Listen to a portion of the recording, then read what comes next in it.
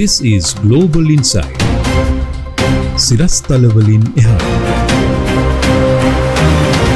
අයිබෝවන් global insight සමගයි ඔබ එකතු වෙන්නේ මෙවන විට තවත් කුතුහලයෙන් පිරුණු ප්‍රවෘත්තියක් සම්බන්ධයෙන් වාර්තා වෙනවා. ඒ තමයි ඔබ දන්නවා ඇමරිකාවේ සුප්‍රසිද්ධ ඔස්කා සම්මාන උළෙල සම්බන්ධයෙන් මෙම සම්මාන උළෙලේ නිල විකාශන අයිතිය පැවරිලා තිබුණේ ABC රූපවාහිනී ආයතනයට ඇමරිකන් බ්‍රෝඩ්කාස්ටිං කම්පනි කියන වාර්තාවන විශේෂම පුවත වන්නේ තව වසර කිහිපයකින් පසු ඒ කියන්නේ 2029 ඉඳලා ඔස්කා සම්මාන උළෙලේ සංවිධායකයින් තීරණය කරලා තියෙනවා මේ ABC ආයතනය සමග අත්සන් කරනු ලැබූ ගිවිසුමින් ඉවත් වෙන්න. නමුත් මෙහි සුවිශේෂිතම ප්‍රවෘත්තිය වන්නේ ඉන් අනතුරුව මෙම නිල විකාශන අයිතිය ඔවුන් පවරන්න බලාපොරොත්තු වෙන්නේ කාටද කියන එකයි. ඒ තමයි අන් කිසිවක් නොවේ. මෙවන විටත් සමස්ත ලෝකයේම වගේ වැළඳගෙන ඉන්න YouTube කියන සමාජ මාධ්‍ය ජාලාව වෙතයි. මේ සමගම දශක 5කට ආසන්න කාලයක් පුරාවට ඔස්කා සම්මාන උළෙලේ නිල විකාශන අයිතිය බාරගෙන හිටපු ABC ආයතනයට ඒක අහිමි වෙනවා විතරක් නොවේ, ඇත්ත වශයෙන්ම මේක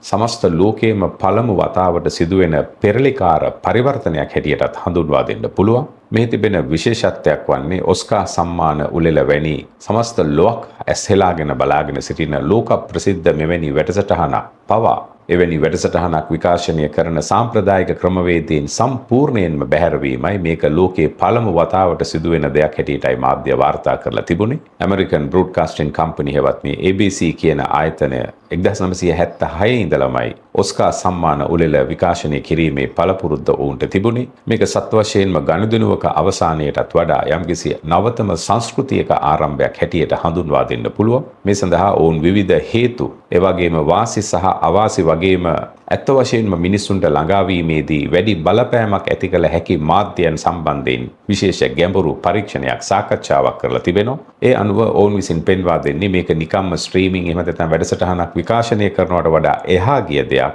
YouTube වැනි සමාජ මාධ්‍ය ජාලාවක් කියන්නේ ඒක ගෝලීය වෙච්ච දෙයක්. මේ වෙන විට YouTube සමාජ මාධ්‍ය ජාලය පරිශීලනය කරන සංඛ්‍යාව කොයිතරම්ද කිව්වොත් සමහර විට ඔබ පුදුම වෙන්නත් පුළුවන්. ඒ සංඛ්‍යාව දක්වන්නේ ලෝක ජනගහනයෙන් බිලියන 2.5කට වැඩි කියලයි. ඒ නිසා මෙහි කේබල් තාක්ෂණයේ අවශ්‍යතාවයක් නැහැ, චන්ද්‍රිකාවල අවශ්‍යතාවයක් නැහැ. එක් එක් රටවල ප්‍රාදේශීය විකාශන අයිතීන් තියෙන කණ්ඩායම් සමග කිසිදු ගනුදෙනුවක් අවශ්‍ය වෙන්නේ නැහැ. ඒ වගේම බොහෝ විට මෙවැනි වැඩසටහන් විකාශනය කිරීමේදී එවැනි රූපවාහිනී අධිකාරීන් සමග ගනුදෙනු කිරීමේදී අති විශාල මුදලක් විශේෂයෙන්ම මේ සඳහා අනුග්‍රහක දක්වන විවිධ සමාගම් විසින් තමුන්ගේ ප්‍රචාරණ කටයුතු සඳහා අධික මුදලක් වැය කරන බව, අය කරන බව අපි දන්නවා. ඊළඟ කාරණාව තමයි අපි දන්නවා මේ වන විට රූපවාහිනිය කියන එකෙන් සාමාන්‍යයෙන් මිනිසයන් ඈත් වෙමින් තිබෙන්නේ. මෑත වසරකදී සිදු කළ ඔස්කාර් රූපවාහිනී ශ්‍රේණිගත කිරීමකට අනුව 1998 වගේ වෙනකොට මිලියන 44ක් පමණ සිටි ග්‍රාහකයන් සංඛ්‍යාව මේ වන විට මිලියන 18 සිට 20 දක්වා බරපතල පහත වැටීමක් සිදු වෙලා තිබෙනවා කියන එකයි පෙන්වා දෙන්නේ.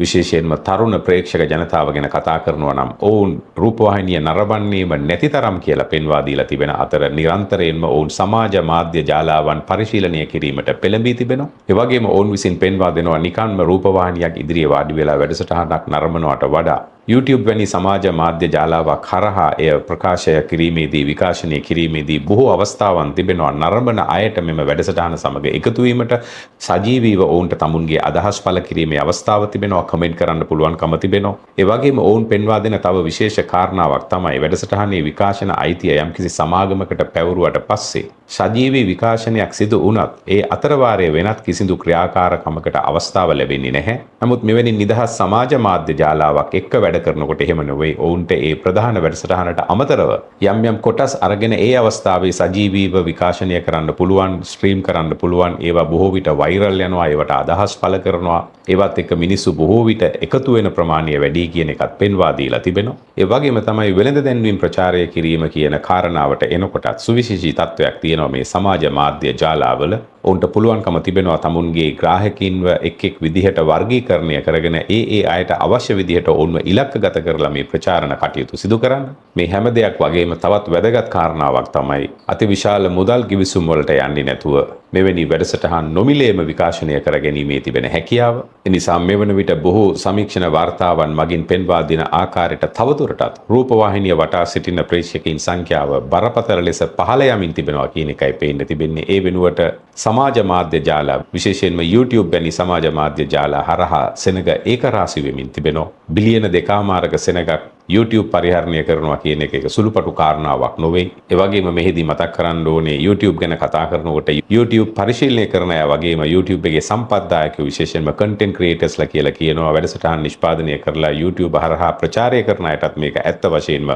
සුබ පණිවිඩයක් බව මතක් කරන්න අවශ්‍යයි. ඒ වගේම තමයි අපි හැමෝම දන්නවා දැන් තිබෙන තාක්ෂණයත් එක්ක ඔබට පුළුවන් ඔබේ ජංගම දුරකථනය එහෙම නැත්නම් ඔබේ රූපවාහිනියට පවා අන්තර්ජාල සම්බන්ධතාවයන් හරහා හරියට මීට වසර ගණනාවකට කලින් අපි සාම්ප්‍රදායික රූපවාහිනී වැඩසටහනක් නරඹනවා වගේම YouTube එකේ තියෙන දේවලුත් අපිට ඔබේ රූපවාහිනිය හරහා නරඹන්න පුළුවන්කමක් තිබෙනවා. ඒ අර්ථයෙන් බලනකොට සැබවින්ම YouTube සමාජ මාධ්‍ය ජාලාව වගේම අනිකුත් සමාජ මාධ්‍ය ජාලාවන් රූපවාහිනිය අතික්‍රමණය කරමින් ඉදිරියට පැමිණෙමින් තිබෙනවා කියන එකයි අපිට පේන්න තිබෙන්නේ. කෙසේ නමුත් ඔස්කාර් සම්මාන උළෙලේ සංවිධායකයින්ට තවත් වසර කිහිපයක් තිබෙනවා ABC ආයතනය සමග ඉදිරියට යන්න මේ ගිවිසුම අලුත් නොකරන බව තමයි මේ වන විට දැනුම් දීලා තිබෙන්නේ. ඉතින් මේ විශේෂ ප්‍රවෘත්තියෙන් අපිට උමනාවනේ මේ පිළිබඳව ඔබ දැනුවත් කරන්නයි. එහෙමනම් දැනට සමුගෙන යනවා ඔබෙන් ආර්දනා කරමින් අපේ නාලිකාව subscribe කරන්න කියලා. අපි Global Insight මම Stanley Royston.